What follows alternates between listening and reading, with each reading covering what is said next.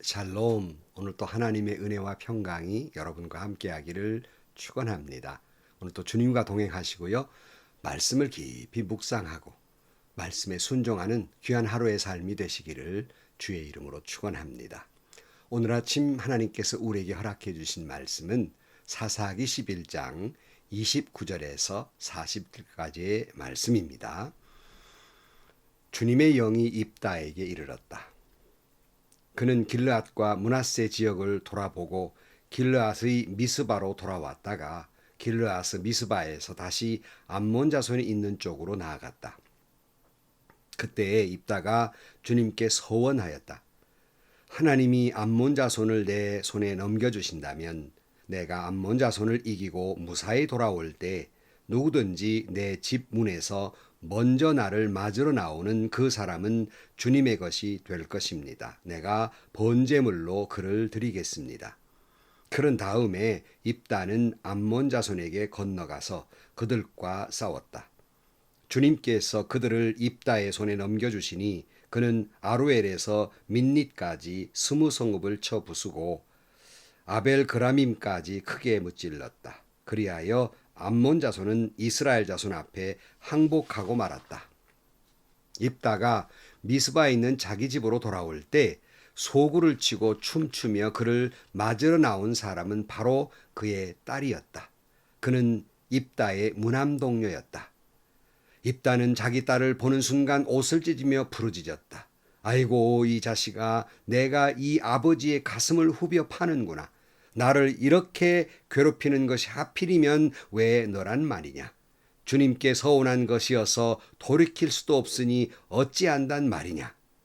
그러자 딸이 아버지에게 말하였다. 아버지께서 입으로 주님께 서원하셨으니 서원하신 말씀대로 저에게 하십시오. 이미 주님께서는 아버지의 원수인 암몬 자손에게 복수하여 주셨습니다. 딸은 또 아버지에게 말하였다. 한 가지만 저에게 허락하여 주시기 바랍니다. 2달만 저에게 말미를 주십시오. 처녀로 죽는 이 몸 친구들과 함께 산으로 가서 실컷 울도록 해주시기 바랍니다. 입다는 딸더러 가라고 허락하고 2달 동안 말미를 주어 보냈다. 딸은 친구들과 더불어 산으로 올라가서 처녀로 죽는 것을 슬퍼하며 실컷 울었다. 2달 만에 딸이 아버지에게로 돌아오자 아버지는 주님께 서원한 것을 지켰고 그 딸은 남자를 알지 못하는 처녀의 몸으로 죽었다. 이스라엘에서 한 관습이 생겼다. 이스라엘 여자들이 해마다 산으로 들어가서 길르앗 사람 입다의 딸을 애도하여 나흘 동안 슬피 우는 것이다. 아멘. 자, 오늘 본문 입다의 이야기는 전쟁을 앞두고 여호와의 영이 그에게 임하심으로 시작이 됩니다. 29절 말씀, 주님의 영이 입다에게 내렸다. 그는 길르앗과 므낫세 지역을 돌아보고 길르앗의 미스바로 돌아왔다가 길르앗 미스바에서 다시 암몬 자손이 있는 쪽으로 나아갔다. 이렇게 말씀하고 있습니다. 때로는 학자에 따라서 설교하시는 분에 따라서 입다의 신앙에 대해 의구심을 가지고 있지만 여기 보면 또 다음에 서원의 문제로 인해서 그의 신앙에 대해서 유감스러운 면이 있지만 그러나 분명한 것은 그에게 믿음이 있었다는 것이에요. 그러기에 오늘 본문에도 여호와의 영이 그에게 임했다. 이렇게 말씀하고 있습니다. 그에게 성령이 임해서 성령이 충만하게 되자 그는 서원 기도를 드립니다. 30절, 그때에 입다가 주님께 서원하였다. 하나님이 암몬 자손을 내 손에 넘겨주신다면 이렇게 말하는데 이 서원이라고 하는 것 나름 알고 계시지만 서원이라는 말은 히브리어로 아사르란 말도 있고 네데르라는 말이 있어요. 이 2가지 말이 있는데 해석은 이렇습니다. 아사르는 묶는다 그런 뜻을 가지고 있어서 자신이 누릴 수 있는 어떠한 권리나 자유를 스스로 묶어버리는 거예요. 자신의 마음을 묶어버리는 겁니다. 그러니까 하나님의 은혜가 너무 감사하니까 자기의 누리는 행복이라든가 또는 일부를 묶고 포기해 버릴 만큼 그 은혜에 대해서 감사하고 있는 그런 모습이기도 하고요. 또 두 번째, 네테르란 말은 맹세한다 그런 뜻이에요. 그러니까 자발적으로 헌신하고 헌물한다는 겁니다. 자발적으로 희생을 결단하고, 즉 서원자가 어떤 목적을 두고 적극적으로 맹세하는지 또는 감사의 표시로 자기가 가지고 있는 값진 것으로 하나님께 드리기로, 어떤 때는 목숨까지도 드리기로 결단하는 것, 이걸 네테르라고 합니다. 그러니까 오늘 본문의 서원은 네테르에 해당된다 할 수 있겠습니다. 우리가 보통 서원할 때는 두 가지 경우잖아요. 하나는 정말 은혜를 받고 너무너무나 감사해서 서원하는 경우가 있고요. 하나는 위급한 일을 만났을 때 서원하는 일이 있습니다.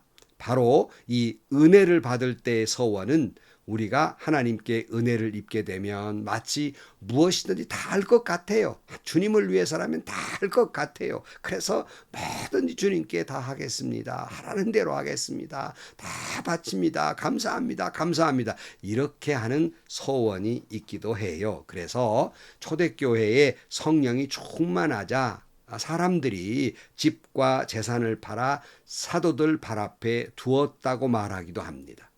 또는 헌신을 결단할 때 사도 바울도 겐그리아에서 소원이 있으므로 자기의 머리를 깎았다는 내용이 나옵니다. 사도행전 18장 18절 말씀에 바울은 여러 날에 더 머무른 뒤에 신도들과 작별하고 배를 타고 시리아로 떠났다. 브리스길라와 아굴라가 그와 동행하였다. 그런데 바울은 서원한 것이 있어서 겐그리아에서 머리를 깎았다 그랬어요. 남은 여생 다 주님께 바치겠습니다 하는 헌신의 의미로 머리를 깎았다. 일종의 다짐이기도 합니다. 그리고 오늘 입다의 바로 이 서원은 어려울 때, 힘들 때, 급박할 때 드리는 서원의 한 종류입니다. 30절 말씀 오늘 본문에 보면 그때의 입다가 주님께 서원하였다. 하나님이 암몬 자손을 내 손에 넘겨주신다면 내가 암몬 자손을 이기고 무사히 돌아올 때에 누구든지 내 집 문에서 먼저 나를 맞으러 나오는 사람은 주님의 것이 될 것입니다. 내가 번제물로 그를 드리겠습니다. 그랬어요. 입다는 암몬과의 싸움에서 두려웠습니다. 자기의 형편이 너무나 약한 것을 잘 알고 있었어요. 그러니까 제발 하나님이 전쟁에서 나를 이기게 하신다면 내가 고향으로 돌아올 때 제일 기뻐하며 나를 맞이하는 사람, 그 사람 하나님께 드리겠습니다. 번제물로 드리겠습니다라고 서원하게 됩니다. 다시 말씀드리지만 아주 어렵고 힘들 때 하나님 앞에 우리는 서원하게 되는데, 상황이 다급하고 해결할 가능성이 전혀 보이지 아니할 때 하나님이 이 문제만 해결해 주신다면 이렇게 하겠습니다라고 약속을 하게 됩니다. 성경에 보면 야곱이 눈먼 아버지와 형 에서를 속이고 장자의 명분을 빼앗아가 도망가는 도중에 베델에 이르렀을 때 그 유명한 야곱의 소원의 기도가 있습니다. 창세기 28장 20절 말씀에 야곱은 이렇게 소원하였다. 하나님께서 저와 함께 계시고 제가 가는 이 길에 저를 지켜주시고 먹을 것과 입을 것을 주시고 제가 안전하게 저의 아버지 집으로 돌아가게 해주시면 주님이 저의 하나님이 되실 것이며 제가 기둥으로 세운 이 돌이 하나님의 집이 될 것이며 하나님께서 저에게 주신 모든 것에서 열의 하나를 하나님께 드리겠습니다. 유명한 야곱의 서원 기도이지요. 그런가 하면 아들을 낳기 위해 기도했던 한나의 서원 기도가 있습니다. 사무엘상 1장 10절 말씀에 한나는 괴로운 마음으로 주님께 나아가 흐느껴 울면서 기도하였다. 한나는 서원하며 아뢰었다. 만군의 주님, 주님께서 주님의 종의 이 비천한 모습을 참으로 불쌍히 보시고 저를 기억하셔서 주님의 종을 잊지 않으시고 이 종에게 아들을 하나 허락하여 주시면 저는 그 아이의 한평생을 주님께 바치고 삭도를 그의 머리에 대지 않도록 하겠습니다. 서원한 거 있지요? 이런 서원의 종류들이 있어요. 여러분, 서원은 결코 나쁜 것이 아니라 참 선한 것이고 아름다운 것입니다. 근데 문제는 기도해보지도 않고 하나님의 뜻을 헤아리지도 않고 그저 은혜 받은 감동 욱하는 마음이나 또는 너무 급한 마음에 소위 과잉 충성이나 오버액션처럼 그냥 쉽게 서원해버리는 것, 과하게 약속해버리는 것, 이게 참 문제예요. 여러분, 이럴 때 신앙이 참 거치없이 이 신앙이 문제인 거예요. 그래서 이 문제만 해결해주면 일평생 주님을 위해 헌신하겠습니다. 내 아이를 고치면 주님께 바치겠습니다. 이 사업만 한 번만 일으켜 주시면 그저 얼마를 주님께 드리겠습니다. 이렇게 기도하고는 막상 이루어지면 언제 그랬느냐는 듯이 헌신하지 못하고 실천하지 못하는 경우를 보며 그러다 보니까 신앙의 시험마저 들게 되는 경우가 종종 있는 것입니다. 그래서 잠언은 이렇게 말하고 있습니다. 잠언 20장 25절 말씀에 경솔하게 이것은 거룩하다 하여 함부로 서원해 놓고 나중에 생각이 달라지는 것은 사람이 걸리기 쉬운 올감이다. 그렇게 말하고 있고요. 신명기 23장 21절 말씀에 주 당신들의 하나님께 맹세하여서 서원한 것은 미루지 말고 지켜야 합니다. 주 당신들의 하나님은 반드시 그것을 당신들에게 요구하실 것입니다. 그러니 미루는 것은 당신들에게 죄가 됩니다. 맹세하지 않는 것은 당신들에게 죄가 되지 않습니다. 그러나 한 번 당신들의 입으로 맹세한 것은 반드시 지켜야 합니다. 당신들의 하나님께 입으로 스스로 약속한 것은 서원한 대로 하여야 합니다. 그랬어요. 꼭 해야 된다는 거죠. 서원하지 않는 건 죄가 안 되지만 서원한 것을 실천하지 않는 건 죄라는 거예요. 그게 조심하라는 거지요. 잠언 19장 2절 지식이 없는 열심은 좋은 것이라 할 수 없고 너무 서둘러도 발을 헛디딘다 그랬어요. 여러분, 지식 없는 열심, 믿음 없는 열심, 그건 좋은 것이라 할 수 없는 거예요. 너무 서두르면 발을 헛디디게 되는 것처럼 서원기도 매우 중요하고요. 서원기도 응답도 빠르고요. 서원기도 자체는 귀한 것입니다. 이것은 분명히 하나님께 대한 믿음의 표현이기도 합니다. 이것은 때로는 이 서원기도는 축복받는 비결이기도 합니다. 하지만 너무 급한 마음에 함부로 자신의 문제를만을 놓고 해결하기 위해서 얼른 급한 김에 그리고 자신의 조그마한 이익을 위해 급하게 서원해서는 안 된다는 거예요. 입다 이면에서 중대한 실수를 저지르게 되지요. 30절 그때 입다가 주님께 서원하였다. 하나님이 암몬 자손을 내 손에 넘겨주신다면 내가 암몬 자손을 이기고 무사히 돌아올 때 누구든지 내 진문에서 먼저 나를 맞으러 나오는 그 사람은 주님의 것이 될 것입니다. 내가 번제물로 그를 드리겠습니다. 그랬어요. 쉬운 말이죠. 나에게 전쟁에서 승리하게 하시면 내가 집으로 돌아올 때 누군가가 내 집문 앞에 맨 먼저 나오는 사람, 그 사람을 드리겠다, 번제물로 바치겠다, 이렇게 맹세하고 있습니다. 자, 그런데 이 입다의 이야기를 참 해석하기 난해한 부분들이 있습니다. 먼저 난해한 부분들은 여기서 누구든지 내 집문에서 먼저 나오는 사람은 주님의 것이라고 이렇게 말하는 해석입니다. 혹자들은 이것이 사람이다 그대로 우리 번역이 이렇게 돼 있잖아요. 그러나 혹자들은 이건 꼭 사람을 의미한 것은 아니다. 물론 한글로 번역할 때 누구든지라고 번역하면서 꼭 사람을 이야기하는 것 같지만 영문으로 보면 whatever, 그러니까 무엇이든지라고 해석할 수 있어서 사람을 지칭하고 있기도 하지만 사람만이 아니라 그 어느 것이든지 그 무엇이든지라고 해석해야 될 것이다 하는 거예요. 만약에 꼭 집어서 사람을 꼭 바치겠습니다 이렇게 했다면 이건 중대한 문제가 되는 거예요. 왜냐하면 하나님은 사람을 번제물로 드리는 것을 원치 아니하고 기뻐하지 아니하시기 때문입니다. 레위기 20장에 보면 이렇게 말씀하고 있습니다. 너는 2절 말씀에 너는 이스라엘 자손에게 다음과 같이 일러라. 이스라엘 자손 가운데에서 어떤 사람이든지 또는 이스라엘에서 나그네로 사는 외국 사람 가운데에서 어떤 사람이든지 제 자식을 몰렉에게 제물로 준다면 그를 반드시 사형에 처해야 한다. 그 지방 사람이 그를 돌로 쳐 죽여야 한다. 나도 바로 그런 자에게 진노하여 그를 자기 백성에게서 끊어지게 하겠다. 그가 자식을 몰래게 주어 나의 성소를 더럽히고 나의 거룩한 이름을 욕되게 하였기 때문이다. 그 지방 사람이 자식에게 몰렉을 준 자를 눈 감아주고 그를 사형에 처하지 않으면 내가 직접 그와 그 가문에 진노를 부어서 그는 물론이고 그를 따라 몰렉을 섬기며 음란한 짓을 한 자들을 모조리 자기 백성에게서 끊어지게 하겠다. 그랬어요. 결코 사람을 제물로 바치는 것을 하나님이 결코 용납하지 않고 있습니다.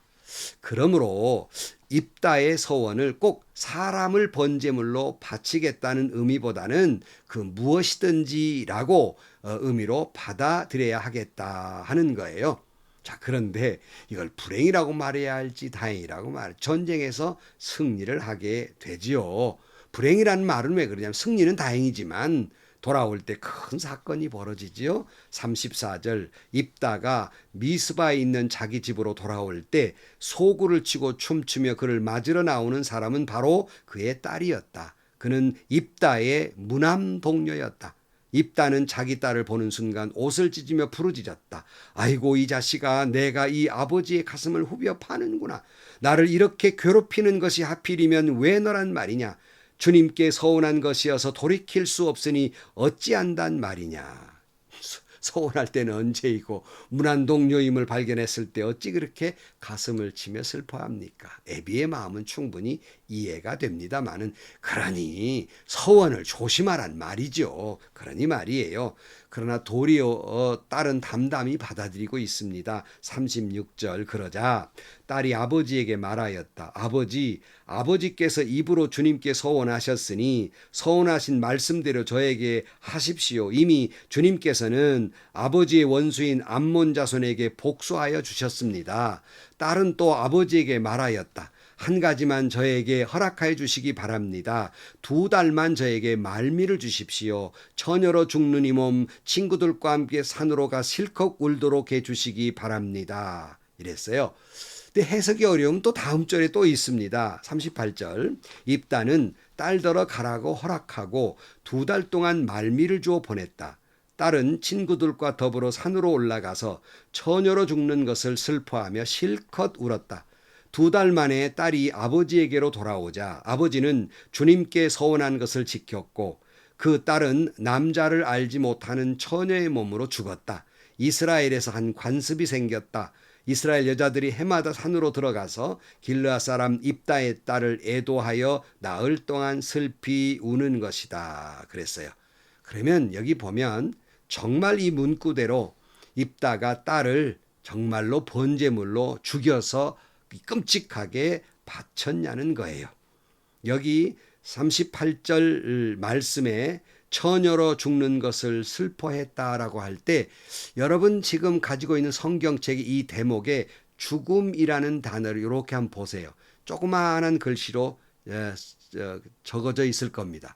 왜 그 죽음이라는 말만 작게 표시했을까?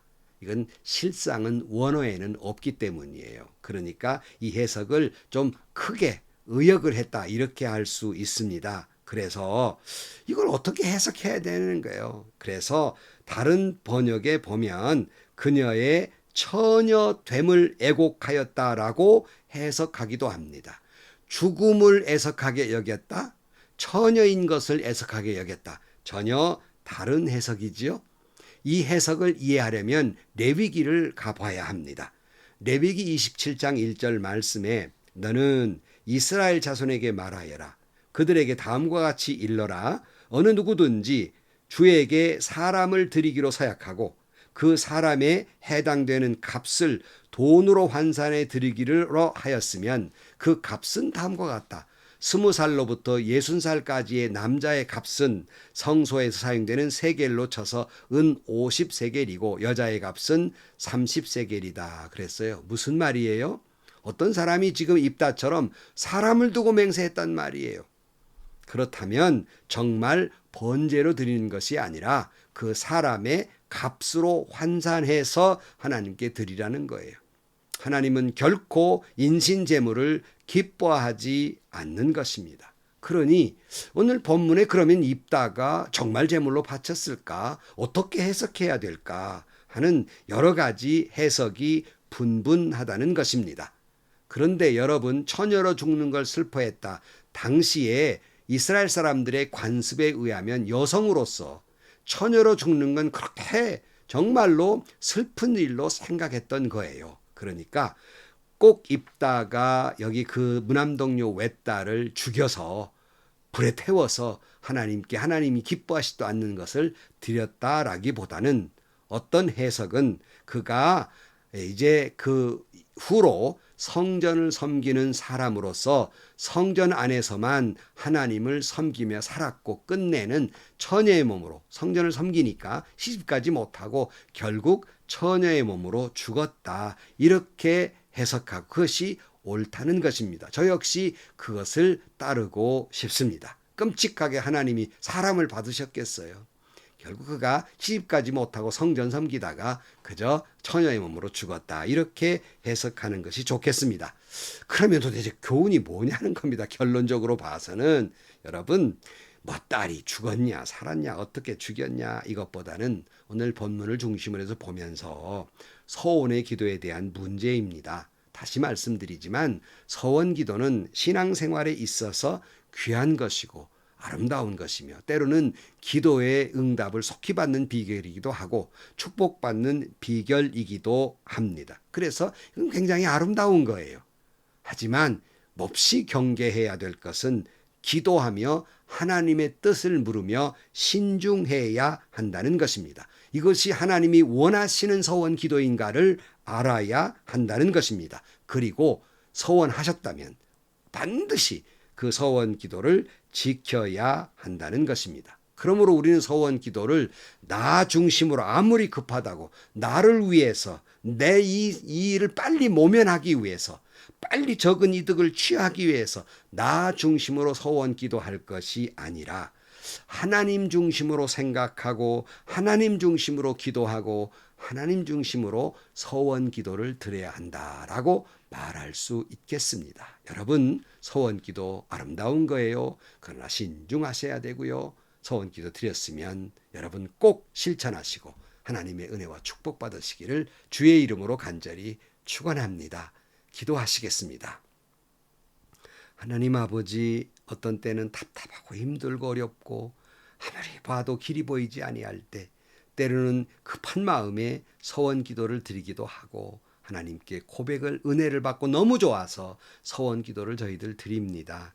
하지만 행여라도 이것이 과잉돼서 혹시라도 하나님이 원치 않는 기도를 드릴까 두렵습니다.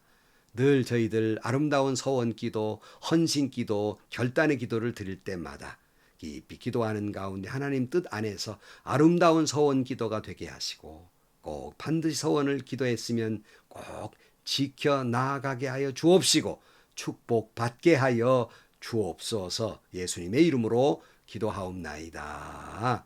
아멘. 여러분, 참 급하거나 너무나 은혜가 충만해서 막 이런 약속 저런 약속 다 하게 되지요. 여러분, 그 심정 이해하지만 여러분, 신앙적으로 때로는 중대한 실수를 입다처럼 저지르게 될 때도 있는 거예요. 그러므로 여러분 신중하셔야 되고요.